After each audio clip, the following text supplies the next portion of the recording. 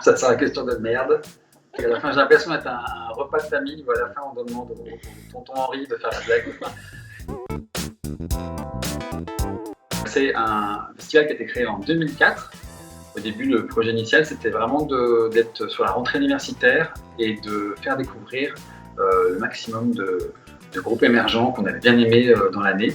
Et puis le projet a un petit peu évolué puisque le projet Athénéum, dans sa globalité, s'est axé plutôt vers l'aide des artistes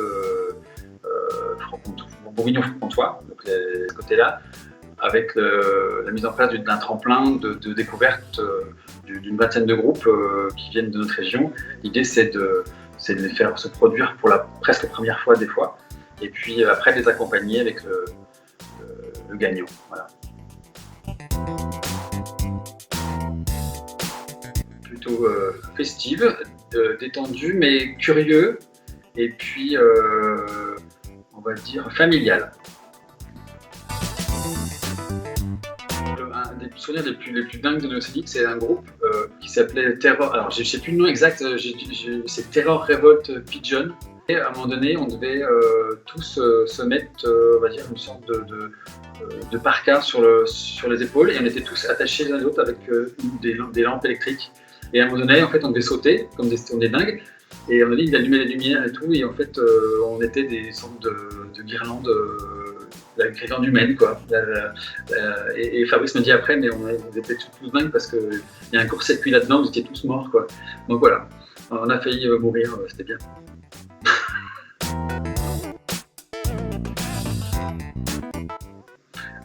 Alors, il y en a beaucoup des groupes qui m'ont marqué, mais je pense que peut-être celui qui m'a le plus estomaqué, peut-être, c'est Grizzly Bear. Alors, c'était à l'époque où ce groupe n'était pas forcément très connu. C'était vraiment avant qu'ils fassent les festivals Road du Rock et compagnie. Et c'était vraiment une grosse claque, en fait. C'est une des plus grosses claques de Nocénique sur ces 15 ans. Et puis après, Grizzly Bear fait la carrière de groupe indé qu'on connaît. Mais voilà, super groupe. Ce moment était vraiment magique.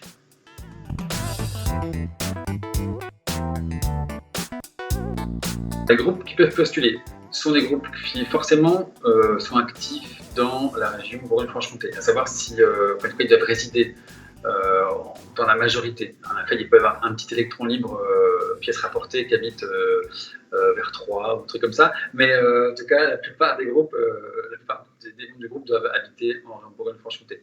Ensuite, ils ne doivent pas être signés par un contrat discographique avec une grande maison de disques. Ça doit être vraiment des groupes émergents.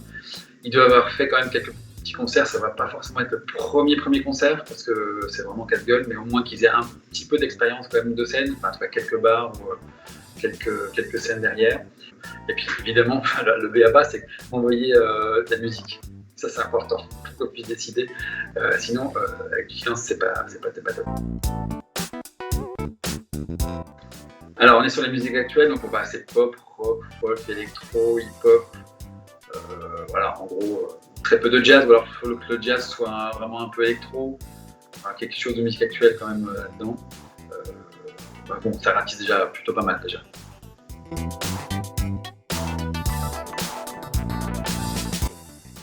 On peut postuler jusqu'au 14 juin, donc il vous reste quelques semaines.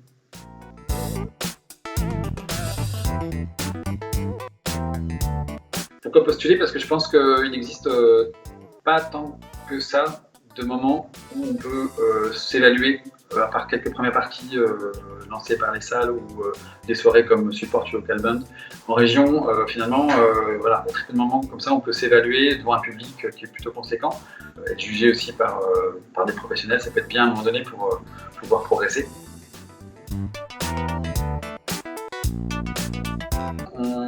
On est un petit comité, c'est vrai que j'ai pas envie de faire des gros jurys, des fois ça sert pas à grand chose. On a aussi un partenaire qui est Radio Campus, donc qui nous aide depuis plusieurs années déjà et qui nous aide aussi à l'organisation du festival.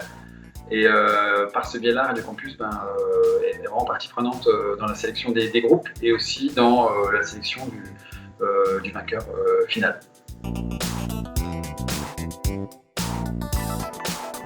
L'idée, c'est quand même d'aller vraiment sur l'originalité. C'est-à-dire que je vais plutôt privilégier les groupes originaux, mais techniquement qui ne sont pas encore au top. plutôt que l'inverse, un groupe très très technique, hyper carré, mais on va dire que voilà, qui fait limite de la reprise, des trucs pas très original. Voilà, moi, je suis plutôt sur ce critère d'originalité.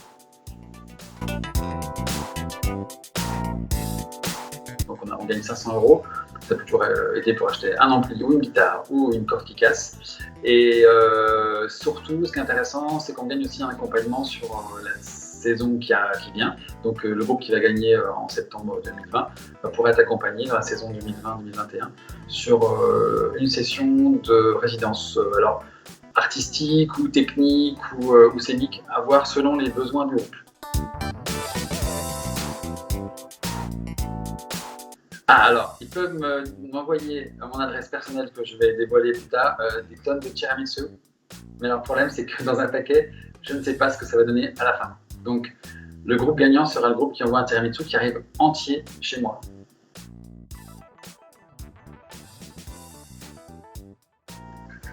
Ah non, c'est trop dur là, de m'envoyer sur une blague à la fin. J'ai l'impression d'être un repas de famille où à la fin on demande au tonton Henri de faire la blague.